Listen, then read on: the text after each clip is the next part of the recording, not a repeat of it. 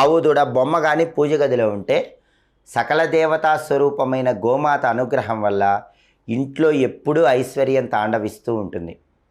అలాగే పూజ గదిలో చిన్న ఛత్రం ఉంటే చాలా మంచిది. ఛత్రము అంటే గొడుగు అని అర్థం. వెండితో కానీ పంచలోహాలతో కానీ రాగితో కానీ చేసిన చిన్న గొడుగుని పూజ గదిలో ఒక మూల పెట్టుకోండి. ఛత్రం సమర్పయామి అంటూ దేవుడికి పూజ చేస్తాం. అందుకని ఛత్రం చిన్న గొడుగు ఉంటే చాలా మంచిది.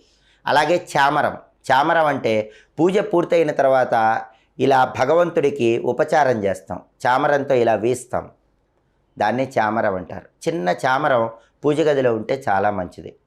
అలాగే పూజ గదిలో పసుపు గవ్వలుంటే అద్భుత ఫలితాలు కలుగుతాయి. గవ్వలను మీరు వెనక్కి తిప్పి చూసినప్పుడు పసుపు రంగులో కనిపిస్తే వాటిని పసుపు గవ్వలు అంటారు. పసుపు గవ్వలు లక్ష్మీదేవికి చాలా ఇష్టం. ఏ ఇంట్లో అయితే పూజ గదిలో ఒక 9 కానీ 6 కానీ పసుపు గవ్వలు